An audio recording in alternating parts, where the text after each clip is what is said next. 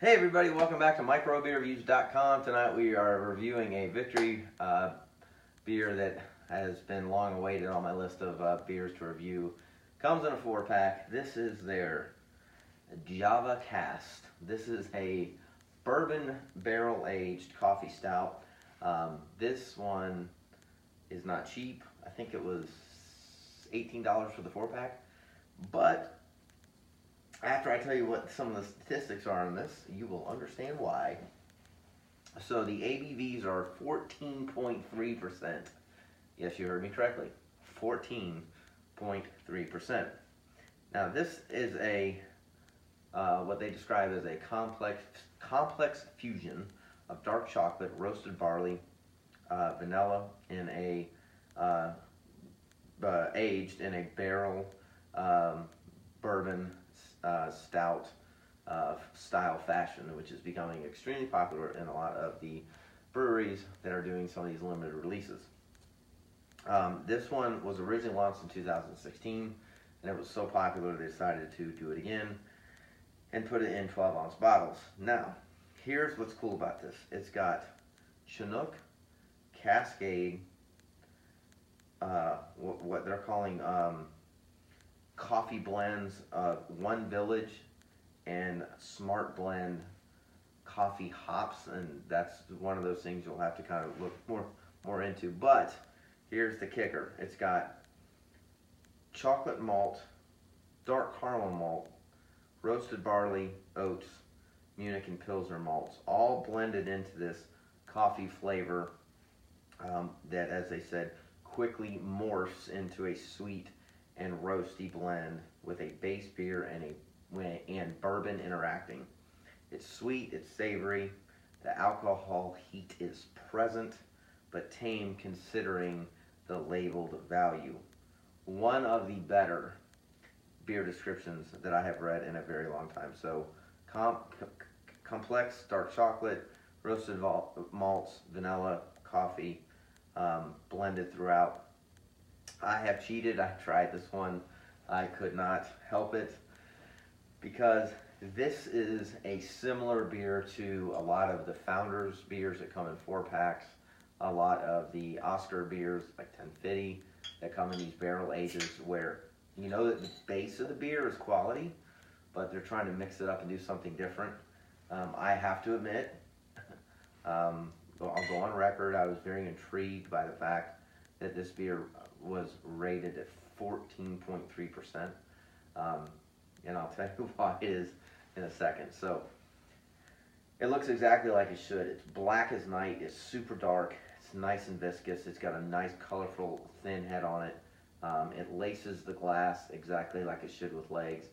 You can smell a ton of chocolate, roasted malts, beautifully blended coffee.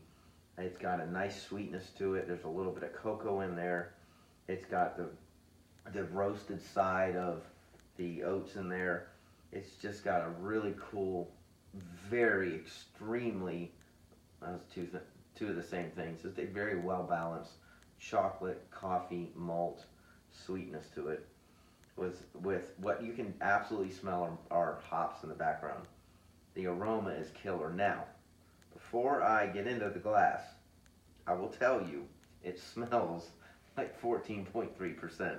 There's definitely some booziness in here, hence the description on the website.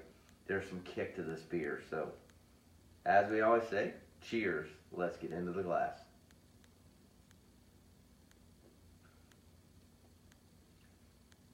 So this one, I told you I cheated. I've had one of these.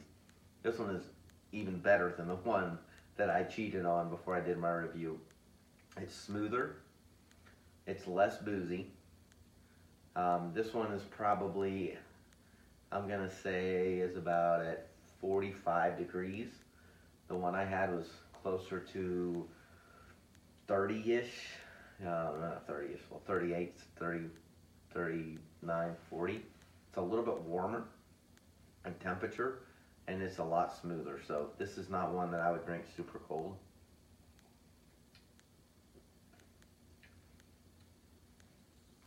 The chocolate flavors are complex. There's more than one. It's almost like a milk chocolate and then a cocoa, and then it's got a little bit of a sweetness to it that's milk chocolate. There's the coffee of flavor is awesome. It's killer. Hence the name Java.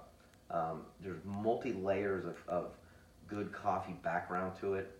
There's a really good malt, but it's not overpowering. One of the reasons I really like this beer is that the malt side is subtle.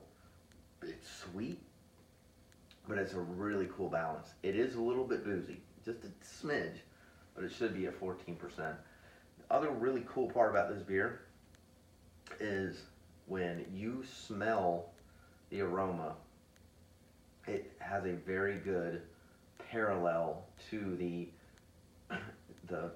flavor complexity. You can tell that this beer has a lot in it. It's I can't even imagine watching. It would be a killer video on their website or on YouTube watching them pour everything into the kettle, because there's, I mean, even like right now, there's almost like a subtle cherry sweetness coming out. It's just got a really neat, just crazy complex aroma to it that really plays into the flavor, much more so than one of my favorite beers on the planet, 1050. You smell it, it's exactly what you taste. There's nothing hidden. You get what you get, and it's killer. It is one of my top 3 beers of all time, always will be. But this one comes real close to the way it blends in so many of the complexities within this beer with a killer aroma and a just a finishing flavor profile that is, quite frankly, addictive. I mean, these things would be crazy dangerous if you had a 4-pack and you were sitting, picture myself sitting next to a fire pit. It's cold, you're wrapped up, and in the wintertime you're just kind of having conversation. Next thing you know, you got 3 of these down, and that would be bad. So this is, without question, one of the best coffee and bourbon stouts I've had in a very, very long time. This is a killer beer. I would absolutely buy this again. In fact, the way we rate our beers is between 1 and 5. I would give this a 5. There's nothing about this beer I don't like. They warn you about the booziness. It's there, but it's subtle. The complexity is just absolutely top notch. The blends of flavors are extremely well balanced. The finish is killer, and I'd give this a 5 out of 5. This will probably end up in my top 10 for 2018. It's worth the money. It's hard to find. If you find it, buy it. That's my recommendation. If you tried it, the old Java Cask, please leave comments on our YouTube channel. We upload all the time. If you haven't already, please subscribe to our YouTube channel. We appreciate you watching. And as always, we'll see you again real soon. Cheers.